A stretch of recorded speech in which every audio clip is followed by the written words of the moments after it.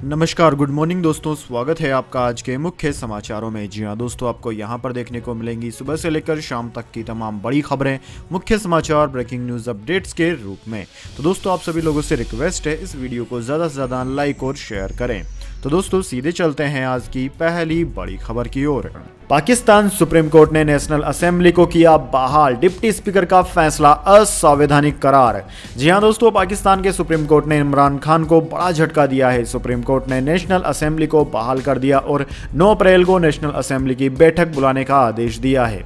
इसमें अविश्वास प्रस्ताव से पाकिस्तान की अगली सरकार का फैसला होगा। दोस्तों, सुप्रीम कोर्ट ने डिप्टी स्पीकर द्वारा नेशनल असेंबली को भंग करने को असंवैधानिक करार दिया। सुप्रीम कोर्ट ने कहा कि पाकिस्तान के प्रधानमंत्री को नेशनल असेंबली को सुझाव देने का कोई अधिकार नहीं है, यह गैरकानूनी है। कोर्ट ने कहा कि इमरान सरकार ने अविश्वास प्रस्ताव को लेकर नेशनल असेंबली में जो कुछ भी किया वह पूरी तरह से असंवैधानिक है। सुप्रीम कोर्ट ने नेशनल असेंबली को बहाल करते हुए 9 अप्रैल को 9:30 बजे तक वोटिंग कराने के आदेश दिए। इससे पहले पाकिस्तान के सुप्रीम कोर्ट ने इमरान खान सरकार के खिलाफ अविश्वास प्रस्ताव के दौरान डिप्टी स्पीकर के फैसले को गलत करार दिया था। पाकिस्तानी अखबार डॉन के मुताबिक पाकिस्तान में सुप्रीम कोर्ट के चीफ जस्टिस अता बांदियाल ने कहा कि यह साफ है कि 3 अप्रैल को नेशनल असेंबली के डिप्टी स्पीकर ने अविश्वास प्रस्ताव को खारिज किया, वह पूरी तरह से गलत था। सुप्रीम कोर्ट ने कहा कि हमें देश हित में देखना होगा, हम इस पर आज ही फैसला सुनाएंगे। इसके बाद दोस्तों, अगली बड़ी खबर। जम्मू कश्मीर में गैर स्थानीय नागरिक पर फिर हमला, पंजाब का रहने वाला था शख्स। जी हां दोस्तों, जम्मू कश्मीर के पुलवामा में एक और स्थानीय नागरिक पर हमला हुआ है। आतंकवादियों ने पुलवामा के यादेर में एक गैर स्थानीय ड्राइवर पर गोली चलाई। पीड़ित की पहचान सोनू शर्मा के रूप में हुई है, जो पंजाब के पठानकोट का रहने वाला है। स्थानीय लोगों ने उसे पुलवामा के जिला अस्पताल में भर्ती करा दिया।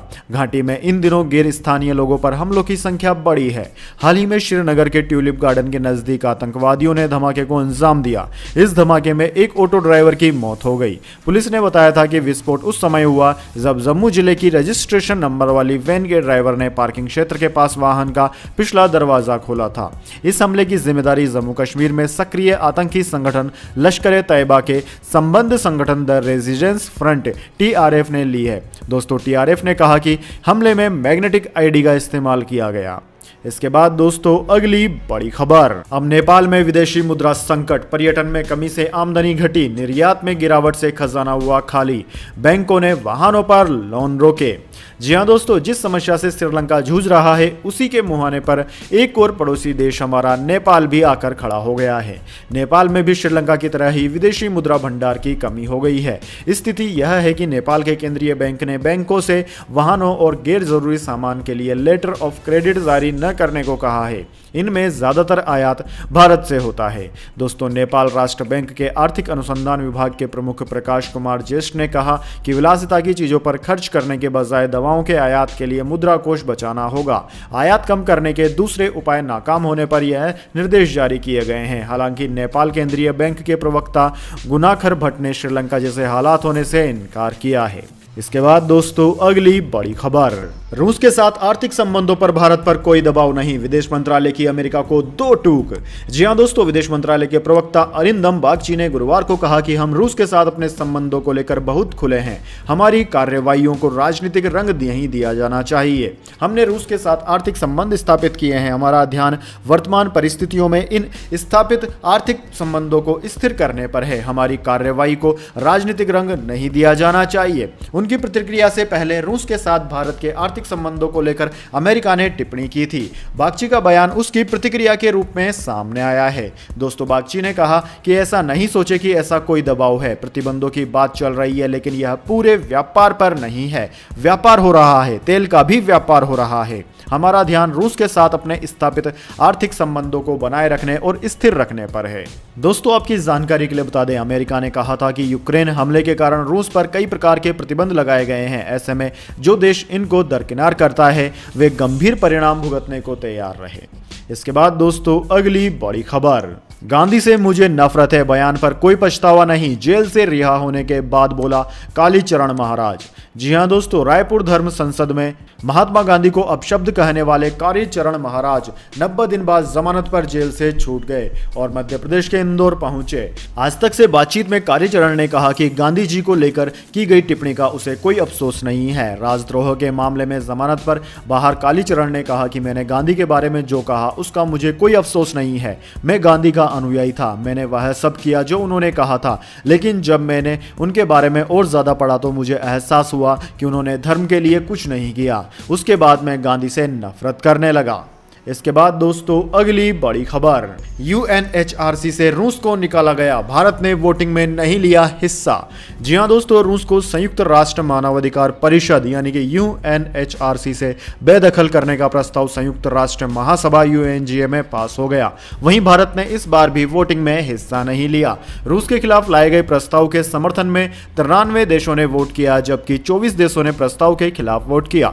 वोटिंग में 58 देशों ने हिस्सा नहीं लिया। दोस्तों आपकी जानकारी के लिए बता दें कि रूस के खिलाफ यह प्रस्ताव अमेरिका ने रखा है। मालूम हो कि यूक्रेन की राजधानी कीव के उपनगर बुचा से सामने आई नागरिकों के शवों की भयावह तस्वीरें और वीडियो के बाद अमेरिका की राजदूत लिंडा थॉम्सन ग्रीनफील्ड ने रूस को मानवाधिकार परिषद से हटाने के लिए यूएनजीए में विशेष बैठक बुलाई थी। इसके बाद दोस्तों अगली बड़ी खबर, चीन की जीरो कोविड नीति हो गई फेल, चीनियों में ओमिक्रॉन से लड़ने की क्षमता नहीं। 2 साल में पहली बार देश के सभी 31 राज्यों में फैला कोरोना। जी हां दोस्तों, कोरोना काल के 2 साल बाद पहली बार चीन के सभी 31 प्रांतों में कोरोना फैल गया है। इसमें भी ओमिक्रॉन से संक्रमितों का आंकड़ा 62,000 केस के पार पहुंच गया है। दोस्तों आर्थिक राजधानी शंघाई समेत 5 शहरों में लॉकडाउन लगा दिया गया। इससे देश की आर्थिक सेहत भी बिगड़ी है। चीन ने कोरोना पर काबू के लिए जिस जीरो कोविड पॉलिसी को अमल में लाया गया था वो फेल साबित हो रही है। दोस्तों चीन के लगभग 12,000 सरकारी अस्पतालों में नए मरीजों को भर्ती करने की जगह नहीं है। चीन ने कोरोना की पहली लहर के दौरान सख्त लॉकडाउन का नियम बनाया था। इसके तहत एक भी केस आने पर पूरे शहर में लॉकडाउन लगा दिया जाता था। ऐसे में उसके चिकित्सा ढांचे पर काफी असर पड़ा। इसके बाद दोस्तों अगली बड़ी खबर, जिंदा लोगों की किडनी निकाल रहा है चीन, जेल में बंद कैदियों की मौत से पहले ली जा रही है जान। जी हां दोस्तों, चीन से जुड़ी एक खौफनाक खबर इन दिनों दुनिया भर में सुर्खियां बटोर रही है।